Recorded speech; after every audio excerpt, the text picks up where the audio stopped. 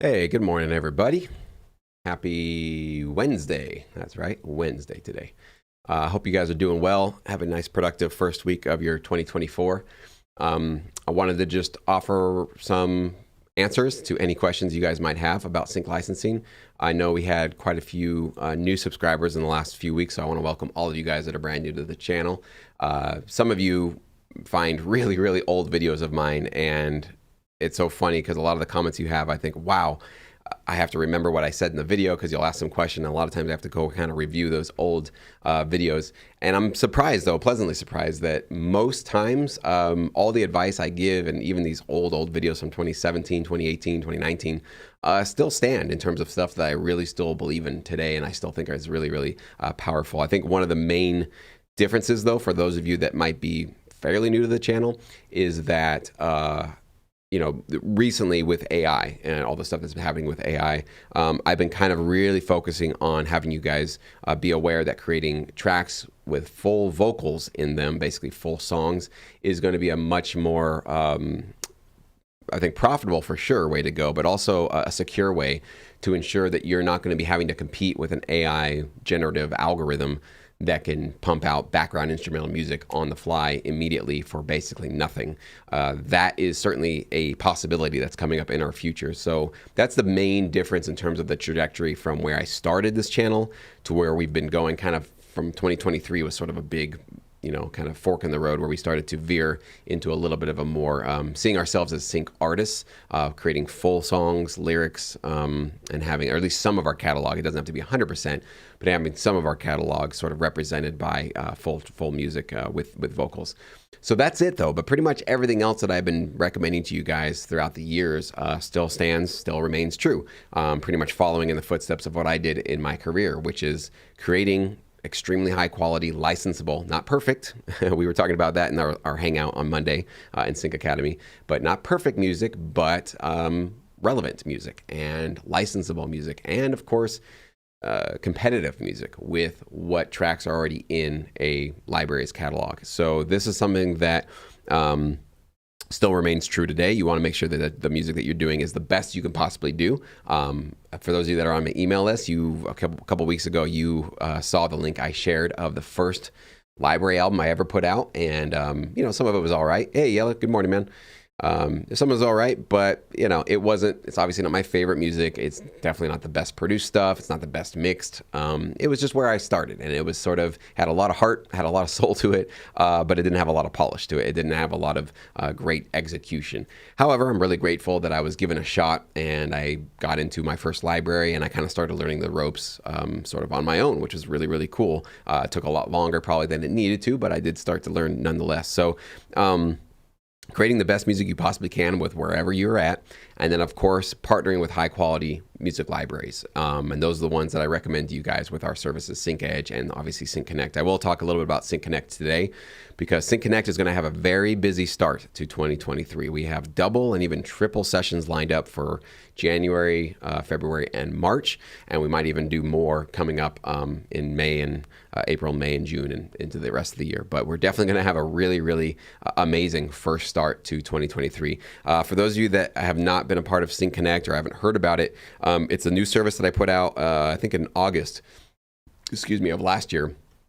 And it just was this idea that it grew out of our Sync Up event, which was our first in-person event, where we were able to put about 50 to 60 of you guys in a room, and maybe about 100 of you virtually in a room, essentially, to have a conversation with library CEOs directly. You could come right up to the microphone, you could ask your question via chat, and you guys could basically pick their brains in terms of what music they want, what they don't want, what their philosophy is, what their take is on AI. They're showcasing what their little niche and focuses are in the business. So you can almost kind of Shark Tank your way through this and figure out which one of these guys do I really want to give a shot to with my music. And that's a really important thing I don't want to sort of gloss over. It's scary to give even just 10 tracks to one particular library that might ask for a contract that goes in perpetuity, that basically forever locks up your tracks with them, or even if it's 3 years with a reversion clause. It's a scary kind of a leap of like, man, I put a lot of work into this. Are you really the right company for me? Are you really going to take this seriously? Are you really going to try to be a strong advocate for my music? I don't know. That's one of those things where nobody can really tell you. However, imagine if you could have a conversation with that CEO, or at least listen to them, unfiltered for an hour with a Zoom call, and ask them questions about what they're looking for, what's on their docket, what clients are they trying to serve, what kind of initiatives are they a part of, and what would really help you stand out as a composer if you submitted to them. That's what Sync Connect is giving you guys. Every single month, at least one, oftentimes we have more than one, but at least one library CEO, owner, decision maker that decides who they want to partner with gets to be available to you, for the hour essentially. And obviously we have that ability for you to get your tracks reviewed if you want to. That's an optional service if you want to pay for that. You don't have to, but even if you don't and never submit a track, just listening in on the call or watching the replay, because we record every single one, you get to hear directly from this library CEO what kind of music are they really impressed by? What music are they not impressed by? What is it about the tracks that they really like? Are they really liking, so that I can maybe imitate and mimic some of those qualities? What is it about the tracks that they really weren't feeling were ready for them, that they just were not excited about? What is it that is just not working? Now I want to make sure that I don't make that mistake as I submit it to them. This is the kind of stuff you cannot get from a Google search. You can't get it even from going to their website most of the time. You can definitely listen to their music, look at their clients, kind of put two and two together to try to figure out your best bet. But it's not nearly as close and as insightful and as powerful as just asking the person directly, like, what do you want? What are you working on? What would really help sell you on me and getting me into your catalog? So that's what those of you who are on Sync Connect are getting access to, which I don't know if something like that has ever existed in our business. It's definitely the big gaping black hole in our industry, is a lack of communication and a lack of transparency, I think, between library owners and composers. It's just a lot of misunderstanding, lack of communication, emails getting ignored, not replied, canned responses, thanks for submitting, just not right for us. It kind of leaves a bad taste in a lot of composers' mouth. And trust me, it's not just that library CEOs are, quote unquote, the problem. Composers are plenty the problem. Composers spam people. Composers write people books. Composers send attachable links and files and asking people to download unknown files into their computer. So there's problems on both ends, okay? So there's definitely plenty of blame to go around. So all I'm trying to do with Sync Connect is try to create a bridge between these two camps and allow you and a library owner to directly connect. That's why we call it Sync Connect. You guys are directly getting in contact with each other as long as they like your music and they want to work with you. I make sure that I email both of you guys immediately after those sessions and get you guys connected. By the way, while I'm going on and on here, if any of you do have questions about sync licensing at all, post them in the chat. I'll be hanging out for about an hour today. So take advantage of this. If you have any questions, something that maybe you think I could help you give some personalized advice to, you're confused about something, anything, put it in the chat. I'll be happy to answer the best that I possibly can. But hey, Thomas, welcome from Norway, right on. And Bobby, good to see you. Source 4, good to see you guys. Right on. So yeah, so Sync Connect, and the big cool thing about Sync Connect is we've already had, I think, about 11 members get directly connected with the CEOs that we've had as guest speakers in the service. That is awesome. Sync Up had tons as well. I think we had at least 15 to 20 of the people that showed up, either virtually or in person, get directly accepted. So that was obviously a proven amazing success. But Sync Connect is one of these things where you don't have to wait until June. I mean, if you're going to come in person or you're going to maybe get a virtual ticket, you don't have to wait until June to, potentially start shopping your music out to some of these libraries. You can start doing that now, January in 2024. And obviously we were doing that for the last 5 months in 2023. So that was the reason why we wanted to create this kind of more consistent service where it's not just once a year. Everybody has to kind of wait and then try to cram all these submissions into one event. I think that could be overwhelming, and I think you guys deserve better than that. You guys should be able to be submitting and directly having an opportunity to pitch your music to these companies on a regular basis. So that's what's amazing and it's really cool about Sync Connect. Again, these are the kind of things that it usually gets informed by. I try to put myself in the shoes of a brand new, like a newbie in this business, like where I was in 2008. I stumbled and met a production music library owner, so I just happened to be at the right place at the right time to meet them. But had I not had that, and I was so in the dark about this business, even so with my situation, I did want to start partnering and learning about new companies. And there just was no resource out there to try to find out about these companies and to just do a little bit of a deep dive. Certainly, there was no Zoom calls back then. There was no phone calls. There's no quarterly earnings call. You can jump onto the call and listen to them. There's nothing like that going on. So a lot of time it was word of mouth, or maybe you kind of met another composer that might have known somebody. So that's the best you could probably do back then. But man, you have a lot more access to a lot more information now, and directly connecting and communicating with these library owners now than you ever did, certainly any time in my career. So I always try to think of what kind of a service would have immediately provided me with so much more benefit than just struggling out on my own and, whatever, just doing the best that I could with the resources that I have. So hopefully for those of you that are in Sync Connect, you guys are feeling that benefit. You guys are getting and feeling more confident that you can work with these people, because these are just human beings just like you and I. They've got mortgages, they've got bills to pay. A lot of them have kids, they've got families, they've got, bills to pay, all that stuff.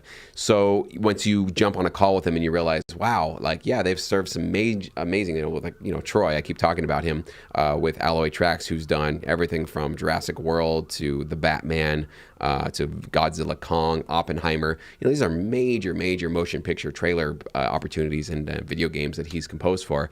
But when you're on the call with them, you just feel like you're talking to a cool buddy at a bar. Like, he's just such a down-to-earth, cool dude. And it does make you feel like, oh, this is a little bit more within my grasp. I really do feel like I can actually reach out to this person now that I've got a little bit of a vibe for them. I've got a little bit of a warm lead to them. I can tell them I saw them on the Sync Connect Zoom call.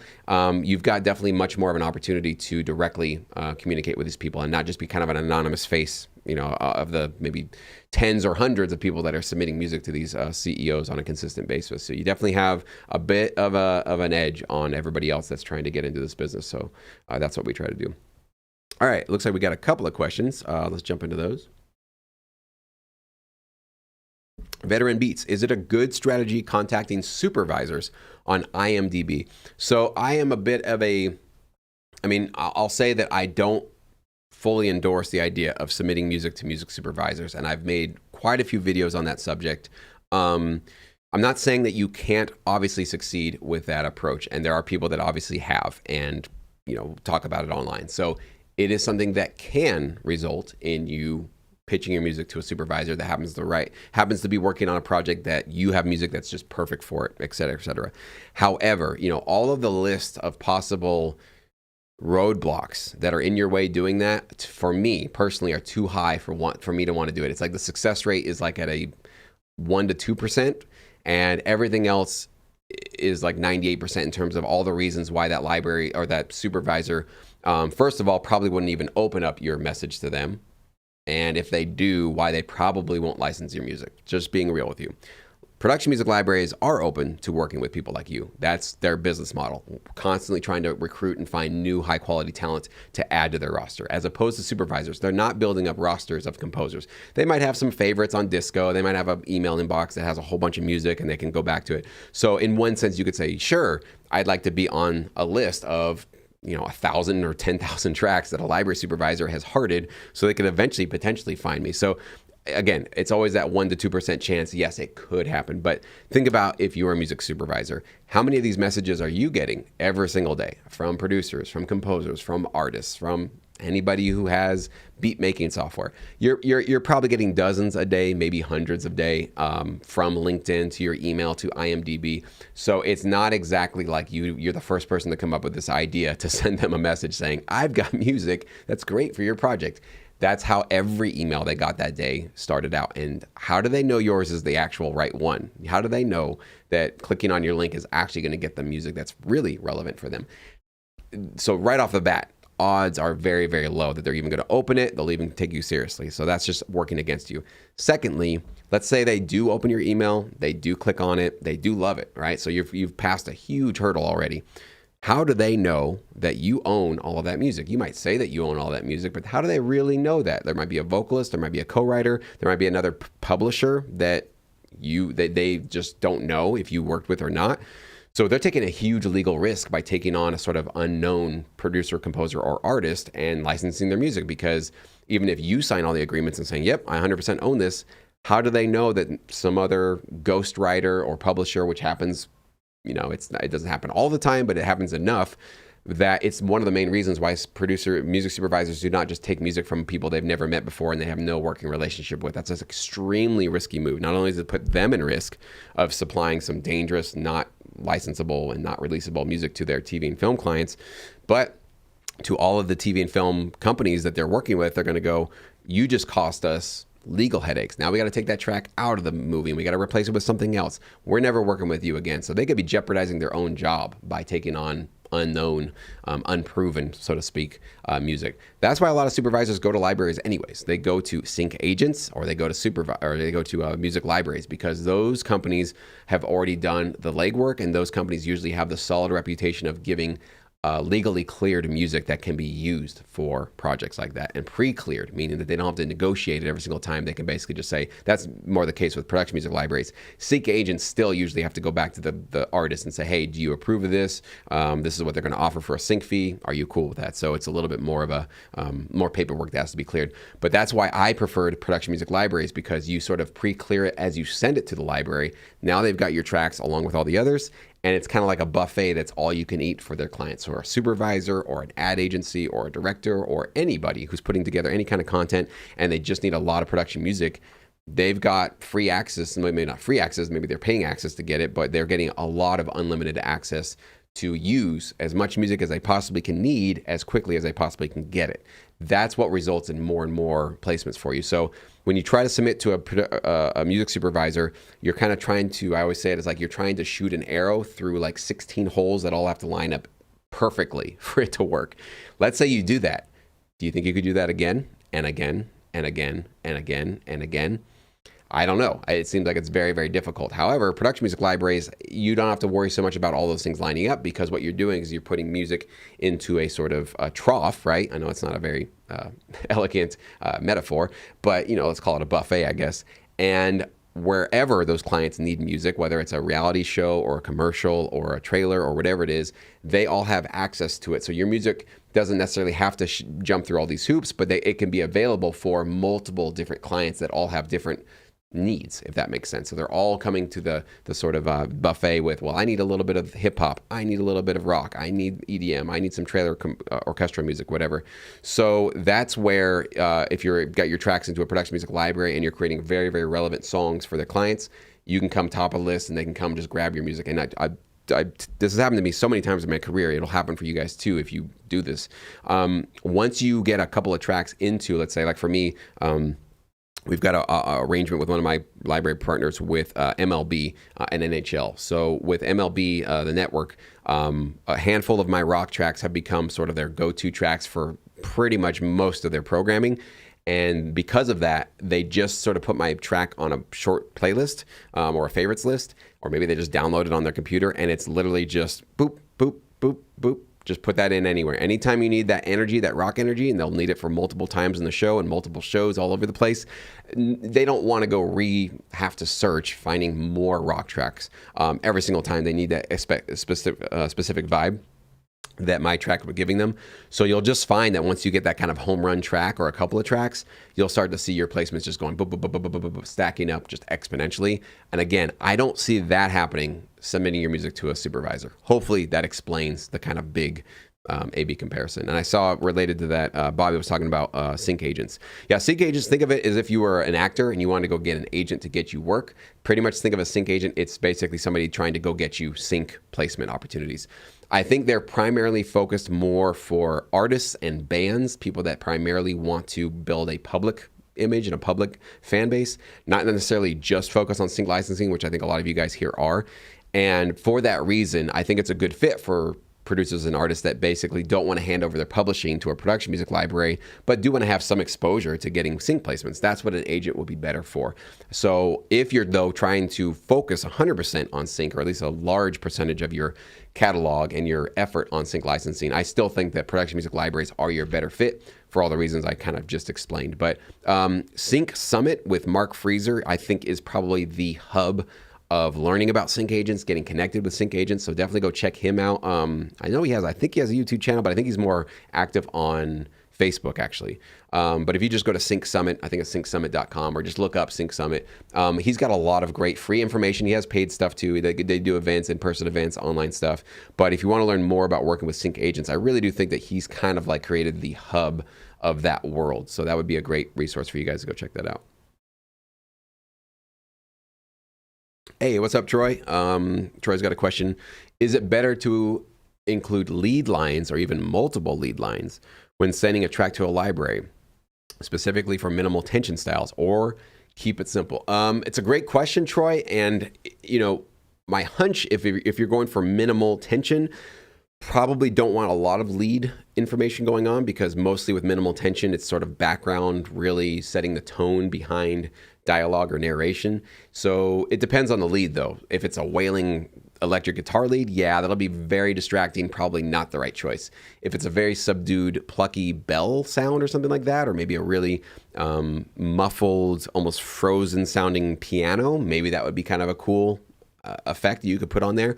I would just say with minimal tension, focus more on the lower frequency spectrum, lower and mid frequency spectrum. There shouldn't be any high piercing, attention grabbing frequencies at all. Remember, the human voice is usually in the mid to upper range, depending on male and female and, you know, octave and all that kind of stuff. But your music should always be playing comfortably behind the human voice. So if you have a lot of high lead information in your track, it can be distracting. And if it takes the viewer out of the scene or out of the dialogue or the narration, it doesn't serve its purpose anymore. So again, I can't give you a blanket, yes, use it, no, don't use it. Whatever library you want to go work with, go check out their minimal tension music. Do they have leads? And if there are, what kind of instruments do they put in their leads? Are there a lot of high frequency information in there? Do they sort of filter out a lot of that stuff? Do you feel like there's some sort of EQ effects on there to keep it a little bit more, accessible for background instrumental music? So it's more about probably looking at the library you want to submit to make sure that you're sending something that's competitive for them and useful for them. And that's what's really cool about doing that, is you don't have to really guess, because you can go, well, here's their current minimal tension album, or here's 10 of them that they already have. That I can tell because they've accepted all these tracks already. They've already given these ones their thumbs up. I know what they give thumbs up to. Well, there's no leads on any of these. Therefore, I know I don't have to include mine. Or there are leads, and these are the types of leads and instruments and qualities of those leads that they have. So that's why getting your reference tracks, doing your homework on these libraries is just crucial. You got to do that kind of stuff. JMO, hey, if the sync space is so competitive and saturated, would you recommend to invest in the top gear and plugins to have the sonic edge when an editor is considering picking your track? No. Great question. And getting the most expensive and competitive hardware, software, plugins, VST, samples, I don't care what you're doing. Nope, it's not going to get you there. Those tools can all help for sure. Like if you have super high quality, but don't make that mistake, because a lot of producers, and I've been in bands, and I've been co-writers with people who make this mistake commonly. Oh, I got to get that new microphone. If I had that new microphone, then my vocals would sound better. Oh, I got to get that new plugin. If I had that new plugin, then all my tracks would be high quality and that kind of stuff. I think it's better to focus on getting great at what you've already got, rather than going out and constantly chasing some new plugin, some new sound. I was making this case, I think, in our last hangout in Sync Academy, the one I broadcasted here on my channel, that, for $200 with Logic Pro, you've got, I think, everything you really, really need for most genres. The exception would be, yes, if you want to get into trailer music, like high quality orchestral kind of productions, maybe Logic Pro's built-in strings won't get you there, but I think they can get you very far. There's some amazing sounding samples in Logic if you haven't been seeing the new stuff. So maybe you have to go a little bit outside of Logic here or there. I do for some of my guitar plugins. I do use Odin, and I can't remember the there's another one I use. I can't remember. It's called Soundax, I think, like that, something like that. So, but I think these days you can literally get 95% of the way there with what is in Logic Pro. So if you can't make a track sound amazing with what comes with a program like Logic Pro, no other plugins and sounds are going to really get you there. I'll just be honest. It's really more about the pilot than it is about the plane. There's amazing planes these days. There's so many crazy plugins and samples and AI effects and crazy stuff going on.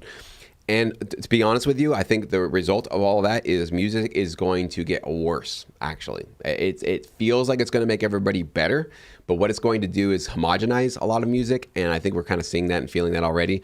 It'll take personal characteristics and personality out of our music, and it'll make all of our music start to sound kind of high quality, 10 out of 10.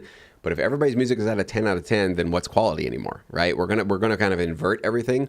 And I think actually the move right now is to get smaller, not go bigger, get more intimate, get more real, get more live, get more authentic with how you produce your music, how you record your music, which I know, easier said than done. How the hell do you do that?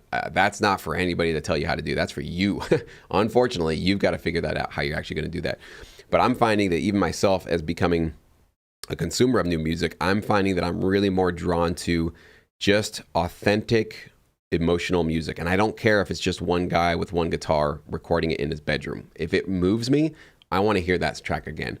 There might be some amazing, high quality, polished, great sounding rock tracks that are just 100% in time, 100% in key. It's all auto-tuned. It's all perfect. And I hear it and I go, I'm not moved by this. It's like watching some of these newer, these recent Hollywood blockbusters where it's like the CGI is crazy, 10 out of 10. You look at these things and it's like, wow, they've spent so much money.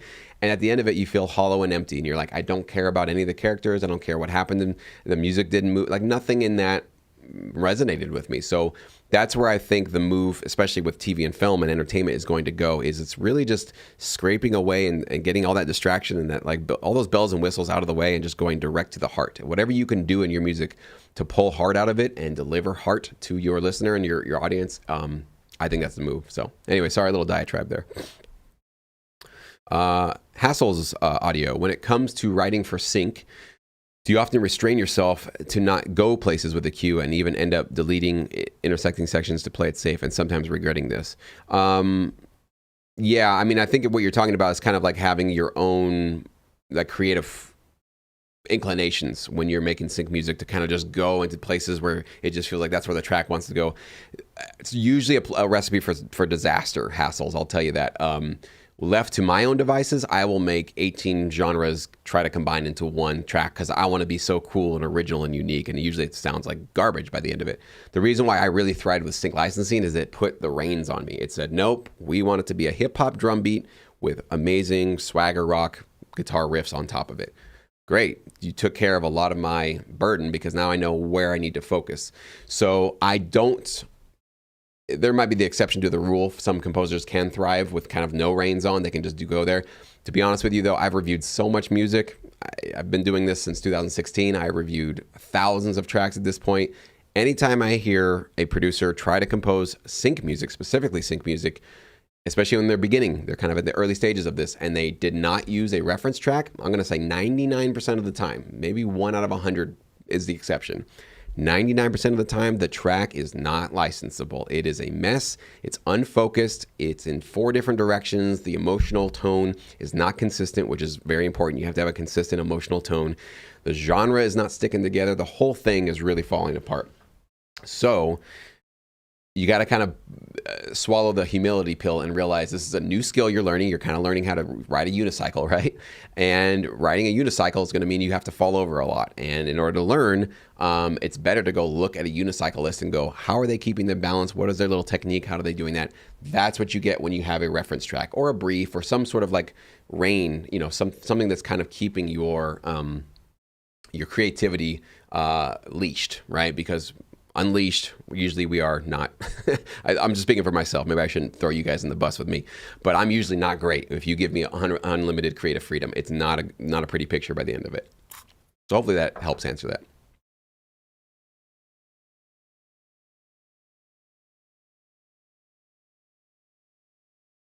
Joel's asking about pitching songs to music supervisors that are represented by sync agents. Just to increase the likelihood of getting placements, giving them a sync agent's contact info. Oh, so you're saying that you would be working with a sync agent and then you would find which supervisors work with them and you kind of pitch the supervisor and say, hey, come use my music. It's over at the sync agency.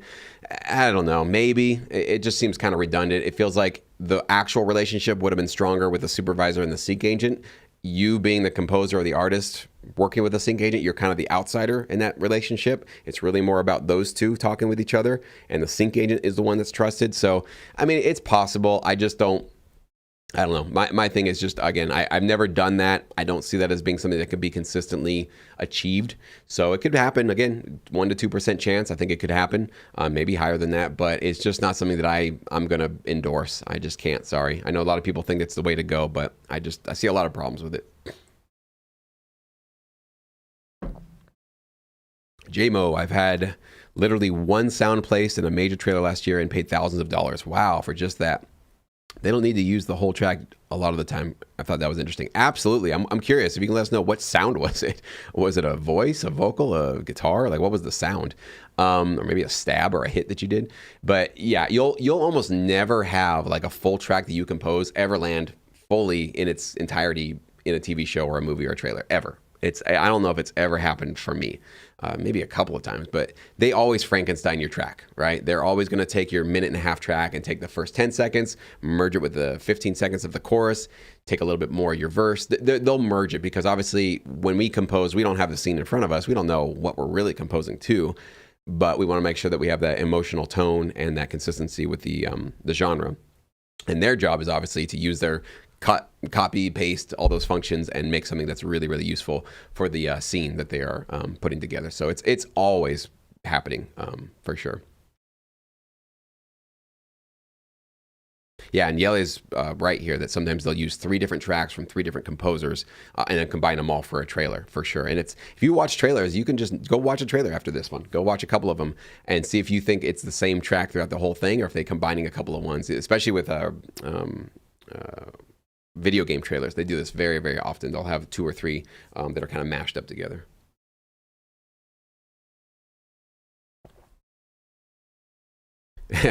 I Love AI says most planes have autopilot.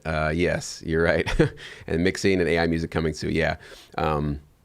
Yeah, maybe not the best analogy because yes, maybe sometimes at some point we will want to have AI steering our planes. Maybe not.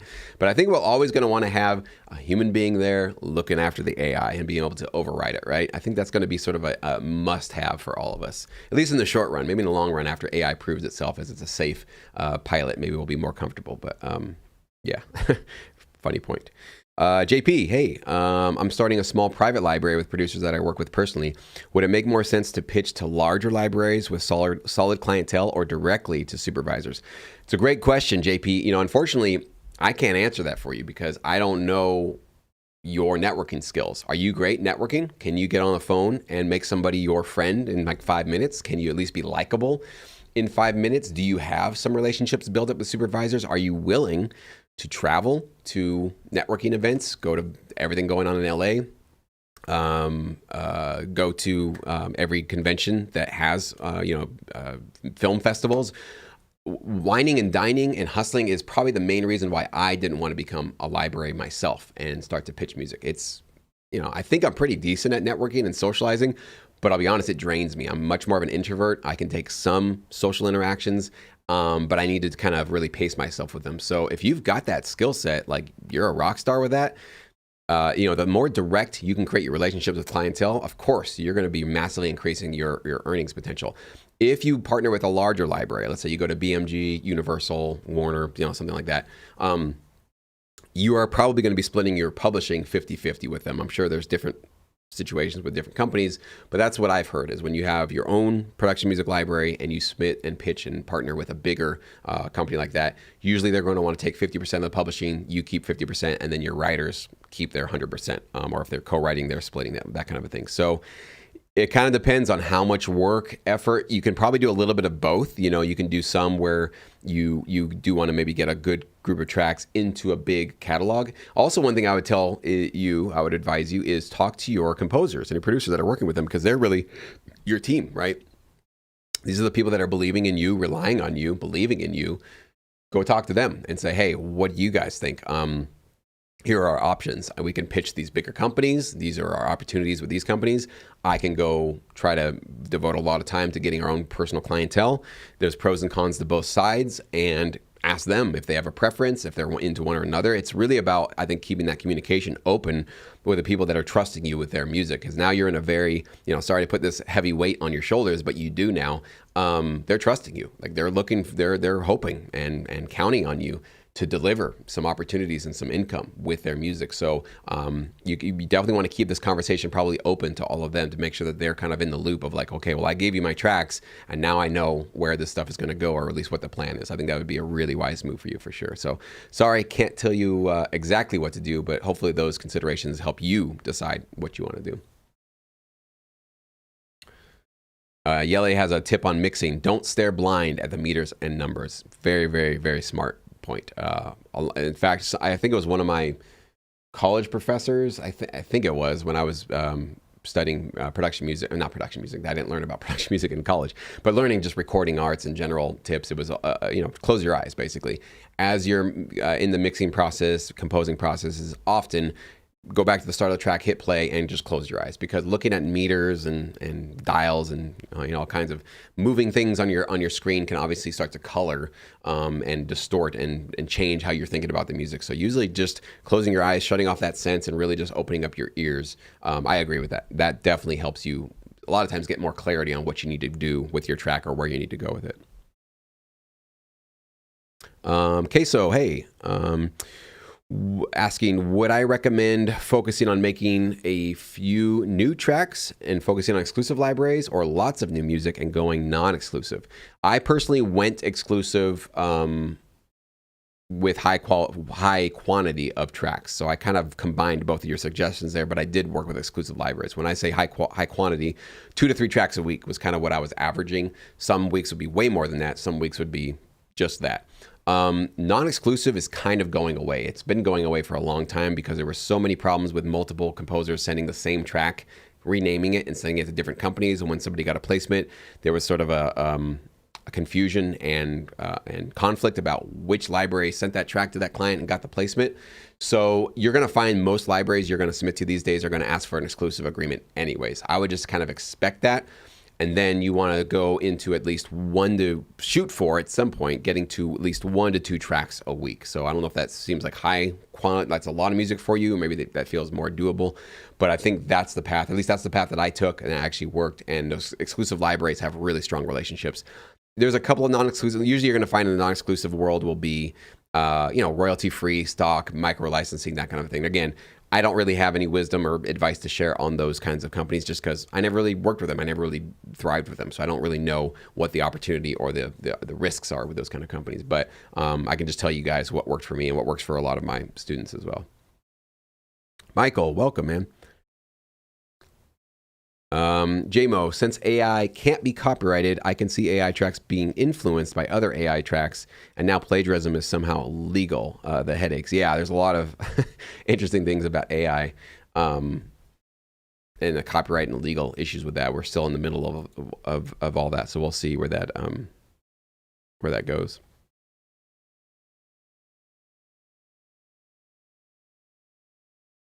And Gavin here is giving some advice to JP. JP, if you're still here, running a library is a ton of admin work. He's got exclamation marks here.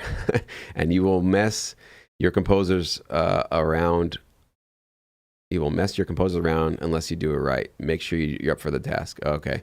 Basically saying, like, take the responsibility seriously. So Gavin, I'm guessing you're a library owner. So there's somebody who can speak directly. And I obviously know a lot of library owners. I talk to them very consistently. And obviously all of our Sync Connect sessions we've been doing has been obviously showing that they do a lot of work. And we've been asking them about that work. So the key beats, when you say make 2 to 3 tracks per week, do you mean full tracks with vocals, or do you also include instrumentals? So 2 to 3 tracks a week was my pace for doing instrumental work. Now that I'm saying focus a little bit more on some vocal tracks and some music that have vocals, 1 to 2 tracks per week. And yes, that does mean composed, mixed, mastered, bounced with your stems, your alt mixes, your metadata, everything. So if that seems unbelievably impossible right now with your current schedule and how much you're making music, that's okay. Just know that it felt that way for me. It feels that way for everybody who's kind of trying to get really serious about their sync licensing career. But you do need to keep up with pace with this business. This is a business that moves, it's like simultaneously quick and slow at the same time. Everybody expects music to be composed like yesterday. They want more and more. They can never get enough. But of course, the payments and the placements and the sync fees and all the royalties take forever to pile up. But in the short run, we definitely need to be working as quickly as we possibly can and creating high quality music, of course, not just rushing it, but creating consistent high quality music. So I think with vocals, if you can just get to 1 track a week, it's a great start, right? Try to amp that up into 2 tracks per week if you possibly can. A lot of that comes down to finding a really high quality vocalist. If you can find a high quality vocalist that can record themselves, you partner with them, they send you the vocals, you mix it. You can do 2 tracks a week. It's really actually possible. Finding a high quality vocalist, easier said than done. Some of them are amazing, but a lot of them are headaches and they can really set you back quite a bit. J-Mo's asking, do I ever think payments will be real time for our royalties instead of the quarterly wait? Not until, there are people that I know involved in some startups that are working on blockchain technologies for getting producers and royalty and artists paid quickly. I don't think 2024 is the year that's going to take off. Obviously, we are starting to build some of these infrastructures. So I don't see that happening in the next couple of years, to be honest with you. It might be 5, 10, maybe even 10, 20 years before something like that comes in. While the PROs are kind of the name of the game, I don't see them opening up and being more transparent. It's unfortunate, but it's just the way that it is. So we're going to have to deal with what they got right now, what they're offering for us. Klatakataku, do I agree that with Bobby O that there is not much money made from streaming services? There will be less sync opportunities because they cut the number of shows they make in 2024. So you should watch the video I put out this morning. I actually have a case to be made that will be more royalties coming from TV streaming, not Spotify and Apple Music, not those kind of music streaming services, but Netflix, Hulu, and all the other streaming companies. I have a case that I made in that video. I won't repeat it all here.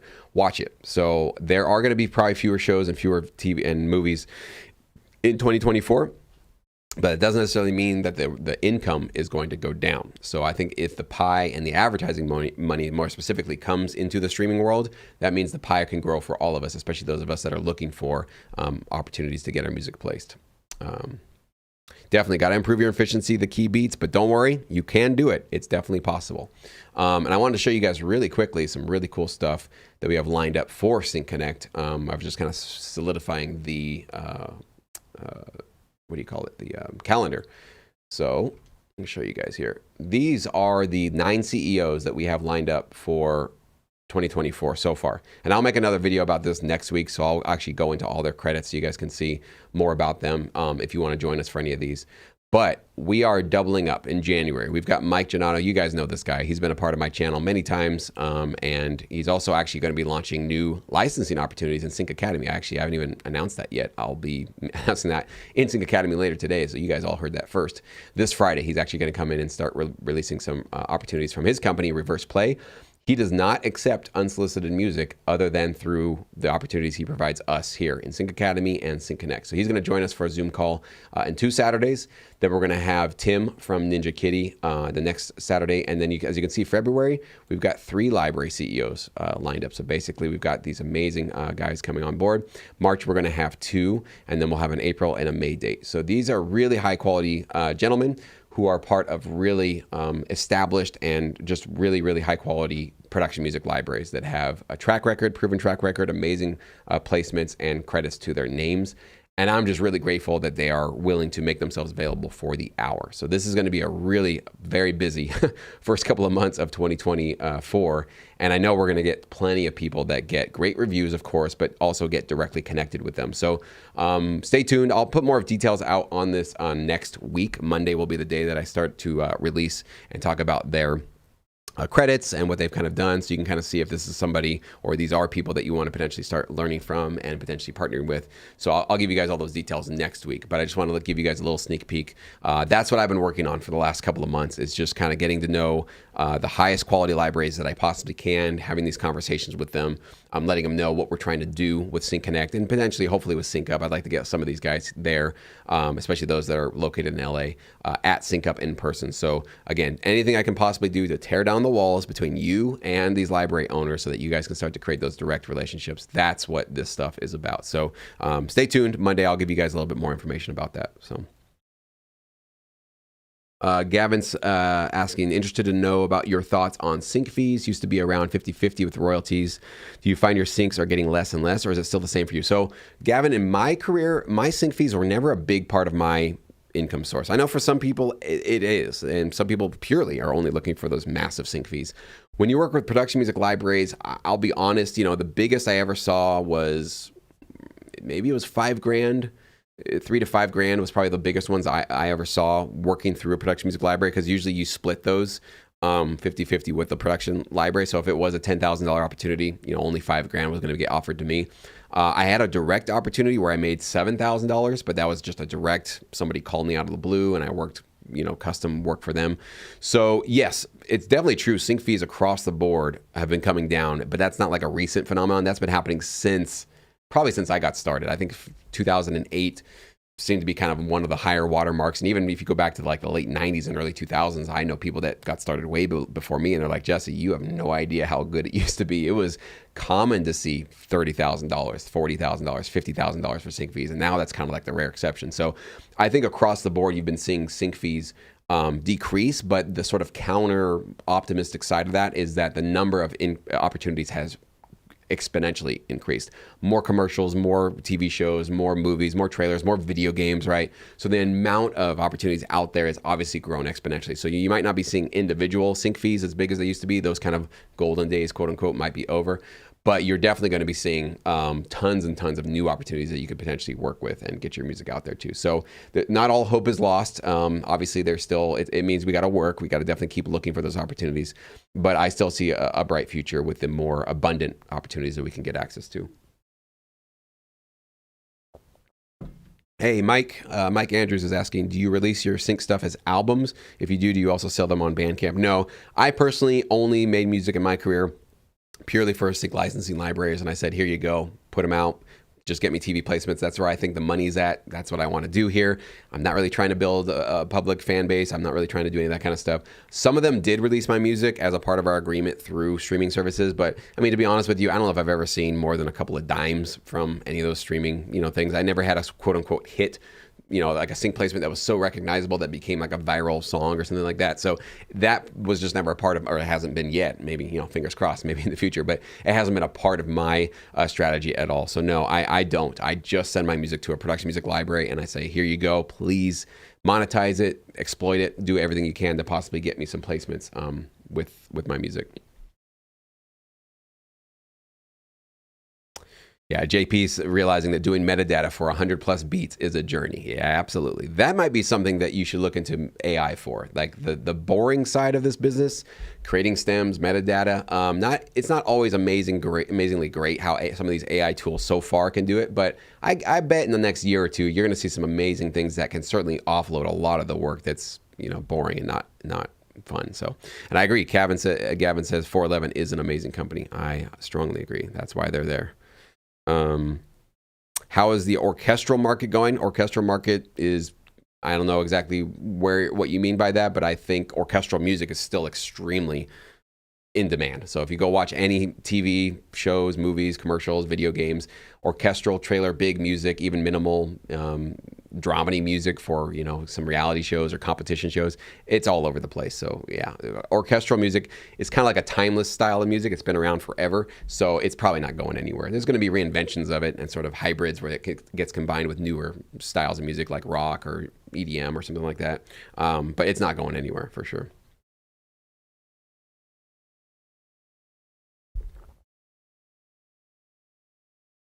All right. Louise is saying he has a bachelor's degree in music composition, and a great part of your last year was spent learning to mix and audio in general. Cool. Hope I can make it. Awesome. Good for you, man. Yeah, it's going to take work. And I'll be honest, I am a fellow bachelor degree holder, and I can tell you, sorry, it might be a bummer downer note for you. I have had zero libraries care about that. Nobody cares that I have a bachelor degree, and I've never mentioned it. They've never asked. I don't know, a music degree, unless I was going to become maybe a teacher myself, I guess I am a teacher, but, different kind of teacher, like, a traditional formal school teacher or a college degree, college teacher or something like that, a professor. Having a degree in music is kind of not useful at all. Sorry. I'm not saying not useful in terms of you probably didn't learn some great stuff. I learned plenty of great stuff. I know you learned plenty of great stuff, but I'll tell you, you're going to learn a lot more just by working in the business than you ever did in a classroom. It's just the truth, guys. Like, classrooms are artificial. You're learning about the professor you had, unless you were lucky to go to a place where maybe somebody was actively working in the business or had recent experience in the business. Everything that we were being taught was from professors that were in the industry like 10 years prior or 20 years prior. So they were teaching us stuff that wasn't relevant anymore. They weren't keeping up with the latest trends. They weren't preparing us for the current environment. So yeah, we learned a lot. We had a lot of tests. I got a lot of grades. We even had a recording studio. We did a lot of cool stuff. I would say like signal flow was probably the best thing I got out of my college education, the actual nuts and bolts of learning this stuff. But 4 years spending all that money, all that time in my education, nobody once even mentioned the words TV, film, production, music. Never was uttered by a composer, by a fellow, in a textbook, by a fellow student, anybody, nowhere. So how did I learn about it? Well, I just moved to LA. And I started bumping into people. You start bumping into people and doing stuff and making music with people. You start just learning stuff. Like, that's literally how my career got started, was bumping into people and going, oh, that's what you do? Oh, cool. Tell me, how does that work? How do you get into that? So I'll be honest with you. You'll learn a lot more just by doing stuff. So I hope that's encouraging to you. I don't want to be a sort of wet blanket for your bachelor's degree. I know it took a lot of effort. I know mine did for sure. I did a dual major in 4 years. It was a lot of work, a lot of credits. But it's sort of like the red pill you get when you move out and, you leave college and then you go into the real work world. You're like, wow, like real life is nothing like college. It's nothing like it at all, but it's still cool. It's really, really fun. And as long as you're a quick learner, you can kind of absorb new information fairly quickly and you're open to new information, you'll do fine. Don't worry about it. Like, college is basically the start of your education, but like really your education starts when you're out of there and you're actually in the world, in the fish tank, so to speak, kind of bumping around with other people, right? Cool. Thanks, JMO. Glad you like the live Q&As. Mostly, and M Loud is saying, and mostly with vocals is the trend in sync. Yeah, 2023 was sort of where I became very, very aware at the beginning of 2023, even the end of 2022, that vocals were becoming so in demand for everything across the board. And that continues now. In fact, it's even more the case now. From trailers to reality shows to commercials to everything. If you've got vocals, even if it's not full like lyrics with like a verse and a chorus, like a fully produced, but like even just having like very licensable taglines in your hooks, it just takes your track to that next level of licensability, and it can definitely increase what you demand, in terms of a sync fee and a placement opportunity, and having your tracks become more of the feature. That's another kind of change we're making in our trajectory here with sync licensing. I think it's thinking less and less about the background instrumental stuff, but thinking a little bit more on like, how can I get my tracks into the foreground, into the spotlight? That's going to be a smart move for everybody moving forward for sure. So. Robbie BB, do you suggest specializing in a single genre or trying to make a wide range of music as someone just starting out? Single. Great question. Single. I don't know you, Robbie. I don't know what you make. I don't know what you're great at, but I'll guarantee you, even though I've never met you and I don't know a thing about you, you're probably better at one genre than you are at all the other ones. Now, I know everybody says, no, not me, Jesse. I'm the one that actually is great at all of them. Sorry. Run away, get your kids out of the room. Bullshit. That's just bullshit. I'm sorry, it is. You are probably really great at one style of music. I'm not saying you can't make a couple of different ones. I've made tons of different types of music in my career. But if you put a gun to my head and you said, make the best music you can, it's going to be a rock track. Sorry, it is. That's just what I'm better at, because it's what I grew up on. It's what all my bands were when I was a teenager and in my 20s. It's the music that I listened to consistently. I've got riffs running through my head all the time. I've got drum beats running through my head. I can never run out of ideas to make a rock track, and I'll always make a great, solid, high quality rock track. You make me do an orchestral track, I'm going to struggle. You know, if I'm going to do a hip hop track, forget it. Even a minimal tension track, you know, sometimes it's great, sometimes it's not. So that's what I mean by like, really be honest with yourself. What is it that you really do well and that you really thrive in? And then try to make sure that that one particular type of music is licensable and high quality for production music libraries.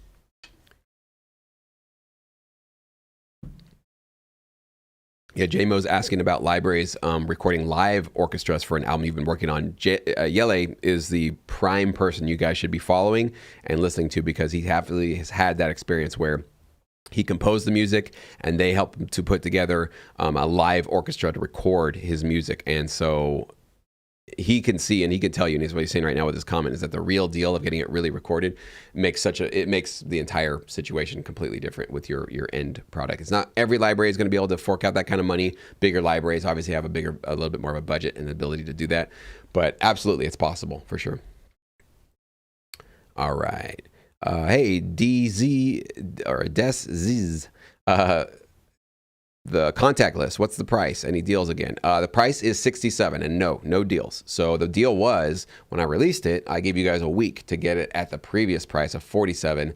That's expired. And now if you guys want to go get the music library directory for 2024, it's $67 now. So you're getting over, what is it, 270 or so libraries with their contact information. And we had, was it 11 or 13 new companies added to this last one. So a lot of new companies that are included there. So sorry, no deals. It's worth it, you know, to save all your time for the hours of trying to find all these companies and get all the links and all that kind of stuff. To have it in one convenient PDF that you can get right now, it's a time value sort of proposition. So. All right, JP, I'm currently located in Atlanta and I have a huge music network here. Are there more sync opportunities on the West Coast? I plan on being in LA as much as possible this year. You know, you got LA out here, JP. So obviously it's Hollywood. So yes, there's probably, but Atlanta has a lot of production going on. I know many people that are focused on Atlanta. So it's not that you couldn't find like a specific, you know, you might be better served by staying in Atlanta if there aren't tons and tons of music providers there in person, locally, where you can go knock on their door, talk to the music supervisor, talk to the editor, talk to the people in charge of these products and say, hey, I'm right around the corner. I'm a local, you know, I'd love to talk to you and work with you. Let's go have a lunch. That might be your asset, that you don't want to come all the way to LA as an outsider trying to, you know, get yourself into these situations where it's really maybe already established. So you might have an asset there where, yeah, you're not going into the bigger market of Hollywood, but there's plenty of work out in Atlanta as far as what I know. So you might be in a great position just to stay put.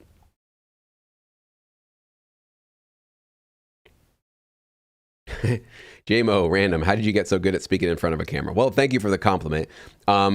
It was doing this. The first time, I wonder if that first video I ever did this is still on my channel. I remember the first time I went and went live with you guys here on my channel. It was actually when my company was called Music Makes Cash. I know, terrible company name. I sat there for 15 minutes, heart rate thumping. Oh God, I can't go live. I can't go live. What am I going to say? I'm going to blank. I don't think I should do this. I was so nervous going live with you guys. For the few of you, I don't know. I don't think anybody here was there for that first live one. But that's basically how I get better at anything. And it's how you guys get better at anything. Just do it. I did it. It was very nerve-wracking. I didn't do great. I still am not an amazing communicator. There's a lot of things that I do with my communication that I want to improve upon. I know that, especially in a lot of my YouTube videos, I repeat stuff way too much. Sometimes I get into tangents and I go on little, side diatribes that are not focused on what I should be doing. But I don't want to script my videos too heavily, because I find that if I can just be a little bit, on top of my head, I communicate and speak a little bit better. I usually just do bullet points, but even those don't completely get me focused. I speak too fast. I want to learn how to slow it down. And maybe I should just put a little stick-it note on my monitor that tells me to take a breath and just slow down. But my brain is usually working so quickly that my mouth wants to just kind of keep up with it. But just doing it. That's basically it. I just did it and did it and did it. Same thing with you guys. How are you guys going to get great at producing licensable licensing music? How are you going to do it? Are you going to watch a tutorial? No.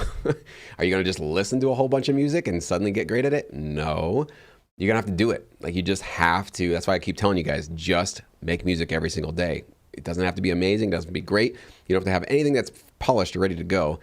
I'm still a work in progress with my presenting skills and my communication skills and my YouTube channel, but I keep showing up. Like that's the one thing you can't take away from me. I show up every single week. I got a couple of videos for you, or I keep doing these live streams and I keep trying and practicing.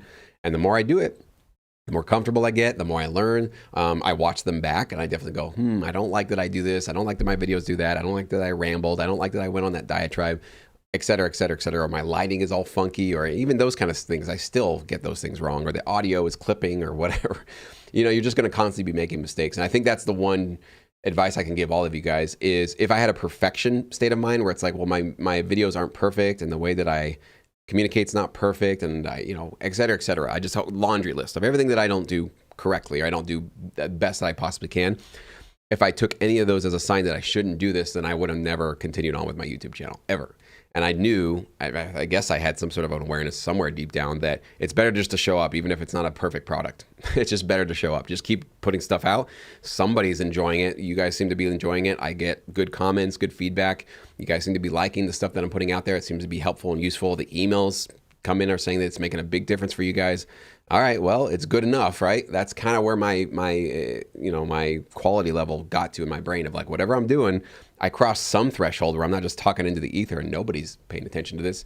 It's getting through. Like whatever I'm doing here is ringing through for a couple of you guys, and that's worth it. We should just keep doing it then, and I'll get better, and I'll keep making mistakes, and things will go wrong, and who cares? But just keep going. So, anyways, as I just said, went on too long of a rant right there. So there you guys go.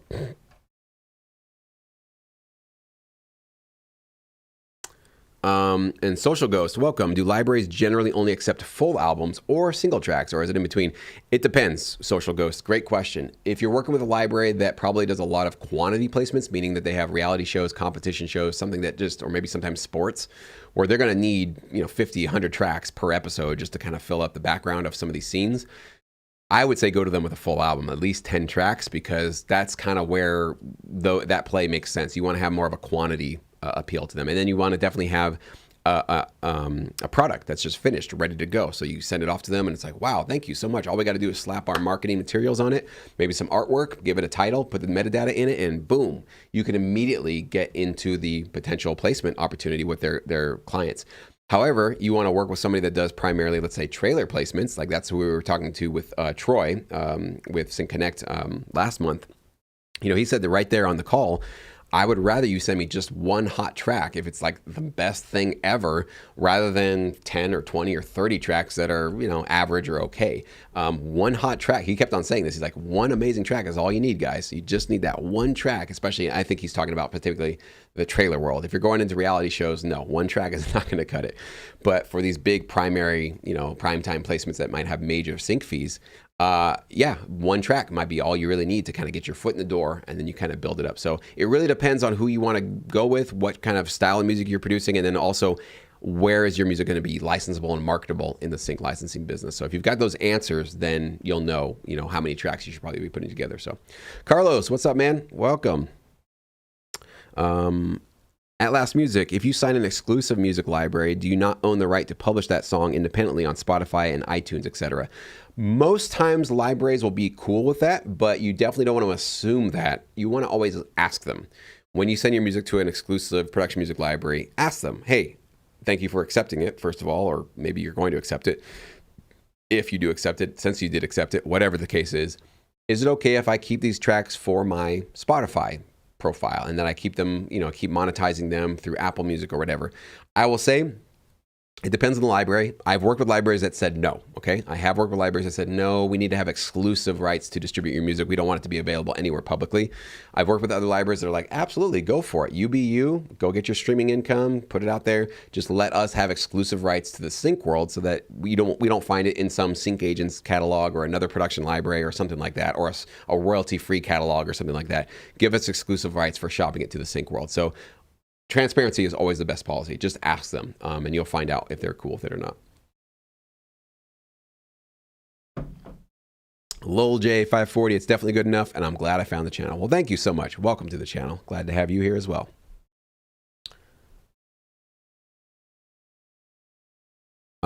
Bobby, you're doing a lot better at not being dismissive of people that are coming from an artist perspective. I think you're getting better at being patient, also more understanding. Just an observation. Well, thank you, Bobby. Artists, I have a love-hate thing with them because, I mean, I've just personally worked with so many artists in my career that it's been a small minority of artists I've worked with that I felt have enriched my life, and the vast majority of them have just caused pain and headache and turmoil and lost gigs and all that kind of stuff. And I just find that a lot of artists are really delusional, to be honest with you guys. A lot of artists are not grounded in reality.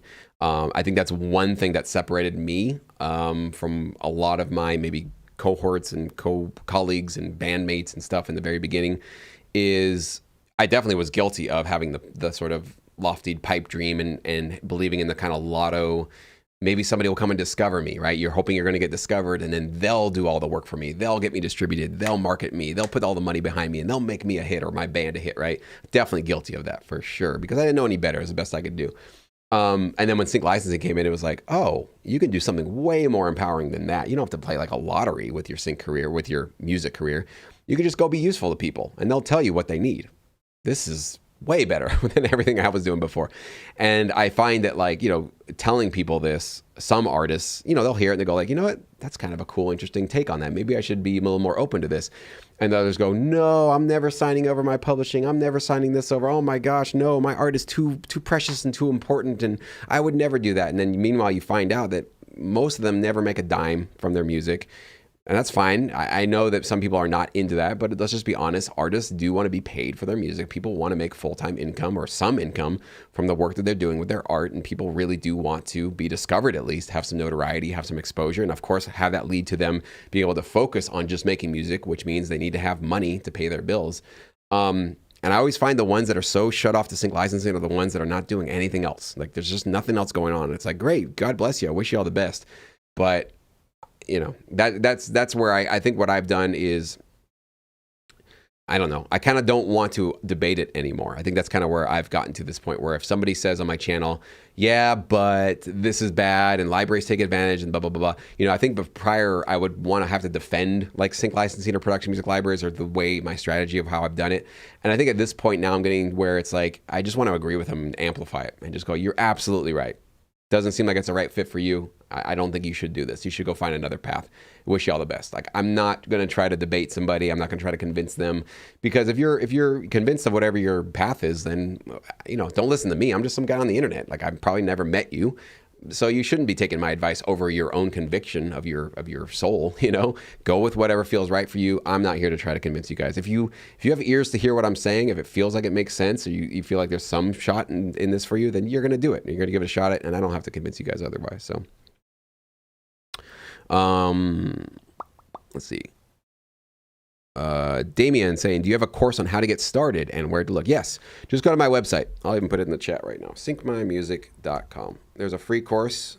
It'll show you guys my path for this business, how I got started, what works, what doesn't work, what are the main biggest mistakes that I think a lot of newbies make that basically ended up killing their chances of succeeding in this business. And when I mean most, I mean 95% of you guys watching this. Sorry. 95% of you guys are going to bail out. You're going to burn out. You're not going to continue. You're going to make it 6 months, a year, 2 years. And if you're getting mad at me for saying this, good. Use that energy and that anger to fuel yourself to go further and prove me wrong. I almost think that that's what I need to start doing. It's just telling you guys are all going to fail. You guys are all going to fail. None of you is going to make it. And you're all going to bail out because it's just too hard. And I hope you get pissed at me for that, because that's what I had when I first got started. I had a boss that told me that I was just pissing away my entire career because I didn't make it with his firm. And that boy sent off a nice spike of anger that lasted for years that kept me fueled to pursue sync licensing. So maybe I need to just piss you guys off so you guys could be mad at me and then come to me in a couple of years and go, Jesse, you were totally wrong. I was the one that actually got through. And I'll say, all right, I'm eating crow and I'm glad. You're welcome, by the way, for giving you that anger that got you through it. I don't know. Maybe that's an approach I should entertain. SLF, have you noticed a trend in agents, libraries, publishers asking for 50% of writer share in addition to publisher and all sync? I don't know if it's like a trend. It pops up from time to time. I've definitely heard of a couple libraries that are saying, hey, getting into our catalog, you'll have to give up 50% of your writer share. I don't agree with that. I don't think you need to do that. The only time that I say give up your writer share is A, if you actually did do a co-write with somebody, or B, if you're working with a library and they have an opportunity to get you directly placed, and it's going to result in tons and tons of direct placements with one of their clients, but the client wants to take the publisher share, so they have to cut into the writer share, the library, meaning you and the library would have to split up the writer share to get those placement opportunities. I have done that a few times in my career, and I'm always glad that I did, because it's basically the difference between saying, all right, no, I will never split my writer share unless I co-wrote with somebody. Okay, take 100% of your writer share. You've got this grape. Great, you got 100% of that grape. However, if you had said yes, you might have had 50% of a watermelon, meaning you have thousands of new placements. And yeah, you're going to split those writers with the library because that's how that deal needed to get structured to sort of make it work. But you got 50% of a watermelon as opposed to 100% of your grape. So the percentages is not the only thing to be paying attention to. It's also the scope and the magnitude of the opportunity that's in front of you. But to just get into a library, like to just have a potential chance of getting placements, forget it. No, 50% to them, I don't like that. I don't like libraries offering that kind of thing. Definitely not cool with me. Jack's asking about an ideal number of tracks for pitching an album to a library, mostly tension and orchestral tracks. Tension, you're going to probably want to go into the 10 because that's going to be more for like quantity placements for reality shows, competition shows. Orchestral, if you're going into trailer, I don't know, that might be smaller number. So orchestral, I'd probably go on a smaller side, but the tension, maybe minimal stuff, I would go into maybe the 10 to 12, have a full album ready to go. So. JMO asking if I'm going to collaborate with other sync channels of YouTube. I've tossed around a couple of ideas in the last year about thinking about doing that. One idea I had was it would be kind of cool, maybe interesting to put together like an in-person event. I'm doing Sync Up, obviously, which is taking up a lot of my time. But kind of creating some sort of even like a mega event where it's like, not just my point of view on working with production music libraries, but maybe somebody that really thrived. There's actually somebody in particular that I'm going to start working with this year who's really done well with direct pitching to supervisors. And I really want to pick their brain on, is that really something that can be emulated and replicated with other people? That I'm still very skeptical of that. But, it'd be kind of an interesting thing if we had like a sort of like a sync. I know there was a sync con, but like, I don't know, whatever the name would be, but like a sort of like a big conglomerate of different people who've succeeded in this business, all sharing their different avenues of success. Because you guys know that I'm really just focused on production music libraries. That's primarily what I did. And so, there might be opportunities for us to do that kind of a thing. But I've definitely seen many YouTubers that talk about, working with production music libraries and doing kind of the similar things that I have. And sometimes there's opportunities to collaborate. I know I've been a guest on many channels, and I've had a few on my channel as well over the years. What was the, Eric Copeland of Making Music Income. We've done a couple of back and forths, especially when the AI stuff really popped up, because he's really focused on the stock music licensing stuff. We were really talking a lot about that. So we've had some collaborations here and there. But we'll see. Who knows? 2024 might be the year that a lot more stuff happens. We'll see.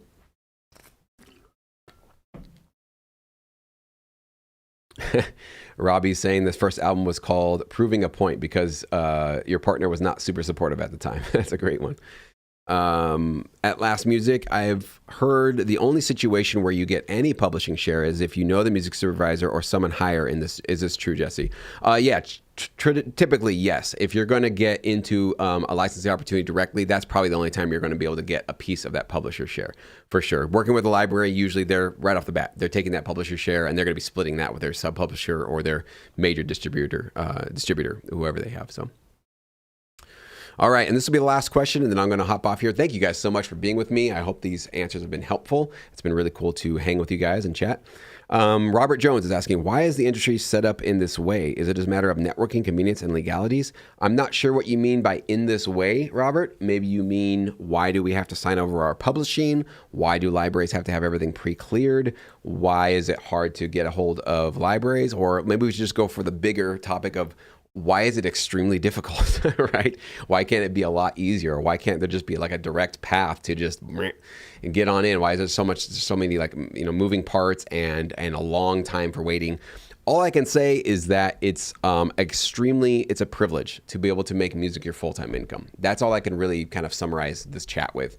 it's a privilege for me to be able to do what I did and to continue to do with my royalties, and for you guys to even pursue this. It's a privilege. It means that our society, I know we've got problems for sure, but our society is healthy enough that we don't have to be all day long scrounging around for just, basically sustenance, where we're just kind of barely staying alive.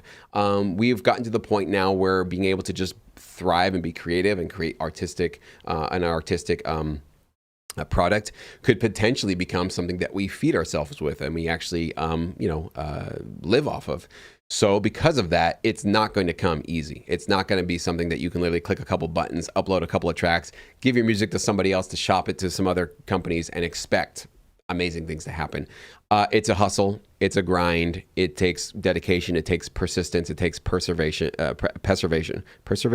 you can tell my brain is starting to really go away right now. Definitely time for me to end this one. Perseverance. There you go. That's the one. And I think though, if you were trying to do anything else worthwhile in your life, it's not just sync licensing. You're going to find the same formula there. Delayed gratification, it's a big part of it, right? We all want to get paid today, but you know that in order to have a long-term sustainable full-time growth with this, it takes years. It's going to be something you have to consistently add to. It's kind of like a 401k. We all want to be millionaires and billionaires, and that 401k is just slowly growing throughout the months and throughout the years. When am I going to see the big payoff? Well, that's going to take 10, 20, 30 years before all that stuff that you're kind of putting in, slowly contributing to, starts to really grow into something substantial. It does grow, but it's like a snowball effect. It's slow in the beginning, and then it gets bigger as the end of your timeline happens. And I'm seeing the same thing in my career. 15 years now. I'm seeing the most amount of new placements now in my 15th year than I ever did in my previous 15 years. That's because my relationships and the quality of my music just got better and better as time went on. So it doesn't necessarily have to take you 15 years, but it will take time. It's definitely going to take you guys time. So why is it hard? Just life is hard. That's the best I can give you guys. And with that maybe depressing thought or maybe encouraging thought, I'm going to leave you guys and I'll let you guys go, and we'll talk very, very soon. Stay tuned. This Monday, I'm going to release some really cool details about Sync Connect. And if you guys want to join us for some of these really powerful Zoom sessions, this is definitely going to be a chance for you guys to maybe have 2024 be the year that you finally get access to some really key decision makers directly through Zoom calls. So stay tuned. Cool stuff's coming your guys' way very soon. Have a great rest of your day. We'll talk soon.